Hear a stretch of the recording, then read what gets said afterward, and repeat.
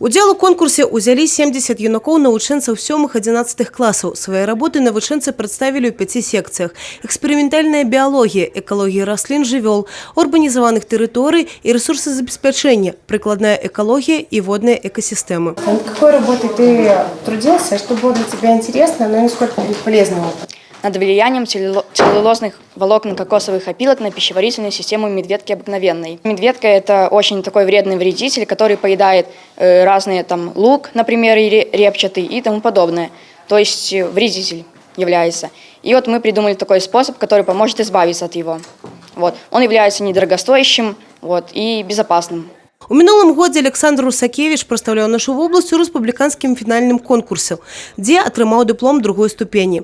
Юнака цікавіць сельская гаспадарка. Папярэдняя праца звязана з вырошчваннем бульбы. Зараз авечкагадоўля.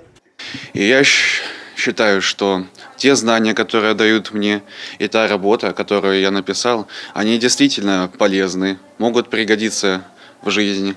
Я в это дело верил. Я люблю сельское хозяйство, и я считаю, что все-таки я занимался этим, продолжаю заниматься не зря. Это того стоит.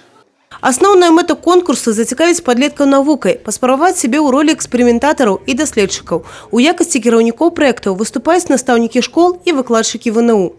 Здесь мы готовим будущих специалистов высокой квалификации, ученых. То есть, когда они начинают с детства заниматься этими вещами, они потом перерастают, у них из хобби перерастают в профессию и так далее. Для ребят это дает возможность развиваться. То есть в любом случае, даже если они не пойдут в биологию или химию, общий кругозор они увеличат и будут более интеллектуально развиты.